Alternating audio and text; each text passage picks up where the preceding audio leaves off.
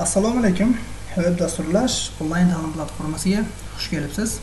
Sizlar bilan front-end bo'yicha boshlagan darslarimiz davom etadi va bugun navbatdagi CSS darsimiz.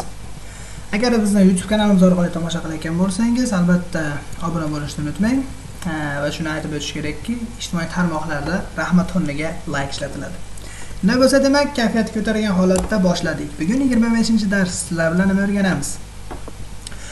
Bugun sizlar bilan top, bottom, left, right aynan mana shu narsalar. Bular ham aynan marginga o'xshagan kodlar hisoblanadi.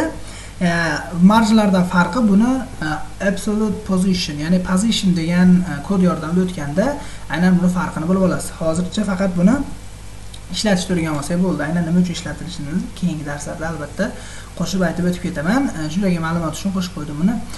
Asosiy narsamiz bu albatta border radius hamda overflow. Mana shu ikkalasi bo'ladi. Unda bo'lsa demak boshladik. Mana ko'rib turganingizdek index.html style.css deb ulab oldim. Har doimgidek bodyga rang berib qo'yay. Background color silver. Ctrl+S. Va bu yerda har doimgidek div element ochib olaman. Xo'sh, class beraman bunga. Box 1. Ctrl+S. Demak, buni ichiga yozib qo'ysam bo'ladi.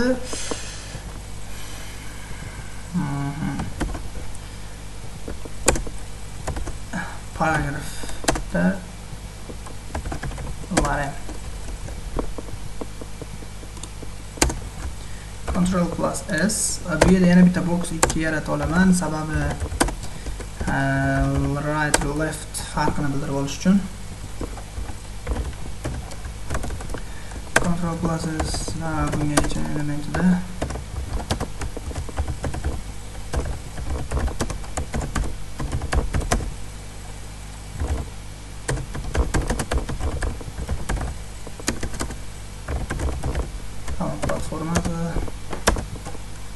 deb yozdik, bo'ladi. Xo'sh, ko'rganingiz mana bunday holatga keldi. Endi bu yerda boxga beraman. Nuqta bo'lyapti, box 1 bo'lyapti va box 1 da width bo'lsin. Width bo'lsin menga 600 piksel kerak. Height bo'lsin menga 500 piksel. Biroz kengroq bo'lsin. Va background color dark red. Mana bunday holatga keldi. Hop, endi nima desam bo'ladi? Height'ini bu yerda 500 emas u. Kelinglar. Keyinchalik aytaman uni.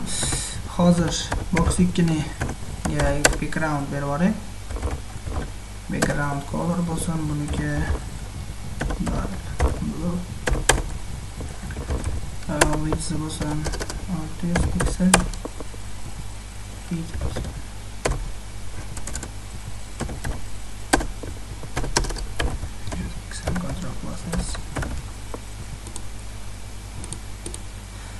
Mana bu narsa hosil bo'ldi. Avtomatik bu yerda margin berilgan hisobiga yopishib qoladi. Ya'ni body berdingmi, demak avtomatik body ichida marginlari qo'yilgan bo'ladi.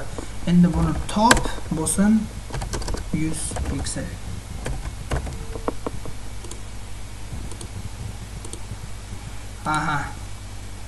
Demak top ishlamadi bu yerda. Left ishlasa kerak. Chunki positionlar ishlatganim yo'qda men. Bo'ldi. Bu yerda position ishlatamiz. Demak, position absolute yo'qolib qoldi.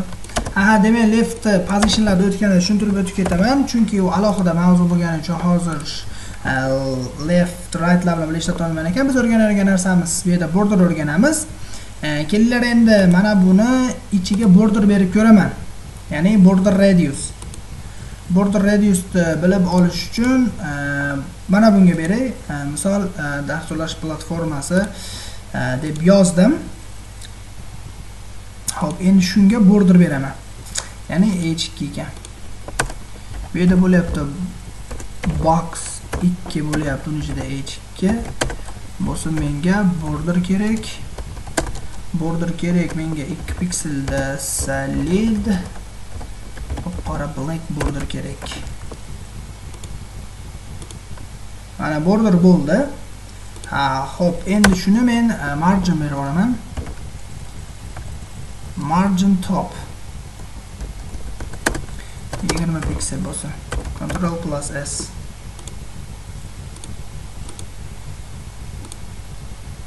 Margin emas bu yerda, chunki bu alohida Ctrl plus S box bo'lmagan hisobiga bu yerda ishlamaydi. Bu yerda margin ishlaydi. Margin top 20, padding bottom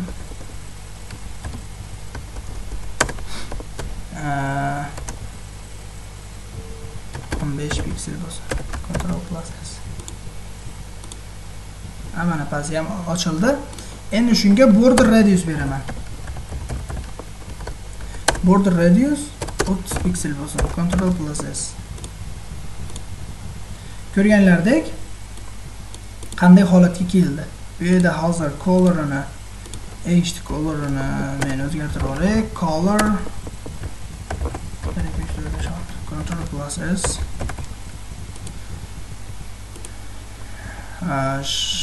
Black emas, bunga ham white beray. Yaxshiroq ko'rinadi sizlarga. Mana ko'rib turganinglardek, qanday holatda border radius nimaga olib kelishini ko'rdinglar. Demak, shu sabab men mana bu yerga olib qo'ysam bo'ladi. Yoki margin bermoqchiman-da. Yo'qolib qoldi. Sababi bu yerda box ichida bo'lgani uchun mana ko'rganlardek mana bu yerga berib yubordi. Shu sababdan buni joy qo'yib beraman. Buni joydan siljitish uchun esa bizga alohida margin beramiz. Margin bersak nimagadir ishlamadi. Xo'p, border radius aynan mana shuni atrofini mana bunday avalni deymizmi, radiusi aynan shuning uchun kerak bo'ladi border radius.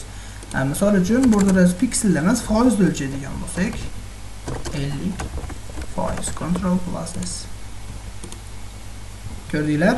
Ya'ni yana ham yumaloq. Ya'ni avtomatik 50% pastga tushib ketdi, xunuk yurib ketdi. Shu sabab 30 piksel o'zi normalniga. Yoki bo'lmasam buni o'chirib yuboraman yoki o'chirmayman, turib turaversin. Ya'ni bu yerga border bermayman-da. Sizlarga yana ham zo'r yo'li bor buni tushuntirish uchun. UL yordamida tushuntiraman yana. Misol uchun bu yerga UL ochamiz.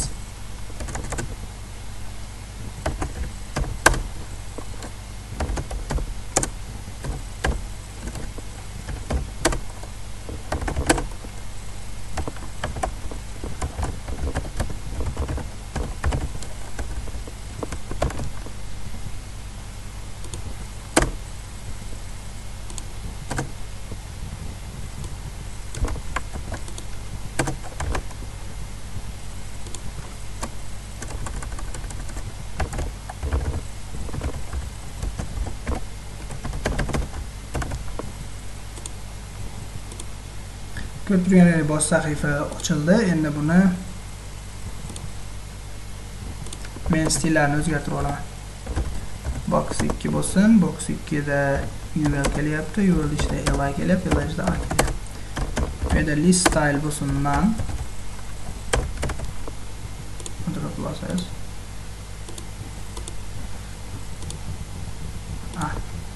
Ctrl C. Ko'p turganlar mana bu galishkalar yo'qoldi.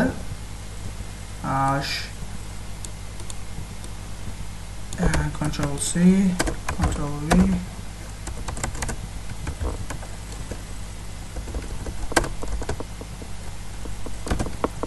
Beraman bu yerga text decoration, text decoration none bo'ladi. Va bu yerda color bo'lsin, mayli color bo'lsin. Xo'sh, oq bo'lsin, bu ham 1 2 3 4 5 6. Ctrl C bo'ldi. mana ko'rib turganlaridek mana shu holatga keldi.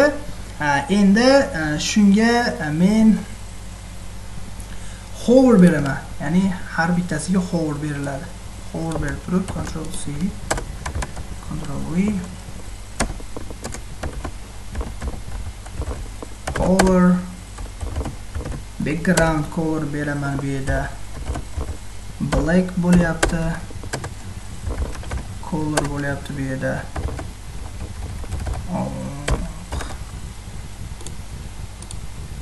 Mana ko'rganlaridek, mana bunday holatga keldi. Endi men shuni hozir bunga padding bersam, misol uchun padding bo'lsin, ikkalasidan ham tepadan 10 piksel bo'lsin, ikki chekkadan 15 piksel bo'lsin. Mana ko'rdinglar qanday holatga kelganini. Bu yerda endi hozir margin berishim mumkin. Ikkalasiga ham margin top bo'lsin 20 piksel.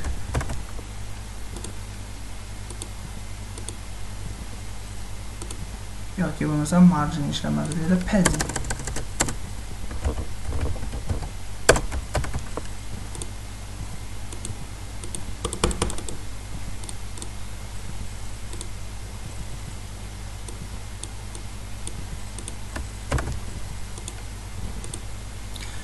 Mana bu yerda ishladi. Endi ko'rib turganlaridek qanday holatga keldi. Ya'ni mana bunday to'rtburchak holatga keldi. Endi bu yerda li ga berish kerak ekan, sababi bu yerda hozir li deb o'yladim tepadagini, shu sababdan o'xshamadi. Ko'rib turganlaridek mana bunday holatga keldi. Endi border radius berib yuborsam yana ham chiroyli bo'ladi. Ya'ni bu yerga hozir o'tgan dars o'tganda transition o'taman, is bo'lsin 0.5 sekund. Ctrl plus S. Mana qanday holatga keldi. Endi shunga border berib yuborsam yana ham chiroyliroq holatga keladi. Border radius bo'lsin 5 piksel. Ya'ni border radius bu yerda yana ham chiroyli holatga keladi mana. Yana ham avalniy bo'ldi yoki bo'lmasam 5 emas 20 piksel bo'lsin. Ctrl plus S. Mana ko'rganlarda border nima qilib berganini ko'rdinglar. Endi biz bu yerda box 1 ga qaytadigan bo'lsak, height ga 500 emas 120 berib turaman. Ctrl plus S. Ya'ni height kichaydi, bu yerda scroll, ya'ni overflow ni tushuntiraman. Bu yerda overflow bo'lsin, scroll bo'lsin. Ya'ni overflow qanday kod ekanligini bu yerda tushuntiraman. Mana scroll qildim, aynan mana bunday holatga keldi, overflow qilib. Ya'ni bu yerga olib bordim, aynan mana shu yordamida scroll, ya'ni fayl yana ham yozilaveradi. Bu yerda height kichkina bo'laveradi bu yerda, lekin bu yerda yozgan matnimiz yoki elementimiz bizda bu yerda joy egallamaydi va buni ichida ketaveradi. Ya'ni scroll down qilib o'qib ketaveradi saytimizga kirganda. Yoki bo'lmasam scrollda hidden qilib qo'yishim mumkin. Ya'ni hidden degani hide, yashirmoq degani, hidden qilib yashirib qo'yish mumkin. Va shunday scroll yo'q bo'ladi. Aynan bitta kod bor, uni ham keyinchalik o'tamiz. Mishkani o'zini olib borib, bu yerda mishkani o'zini yurgizib chiqarsa bo'ladi. Ya'ni bu yerda scroll chiqarsak, xunuk holatga kelib qoladi. Ya buni keyinchalik scroll yo'qotib turib ham ishlatishni o'rganamiz albatta. Ctrl plus S.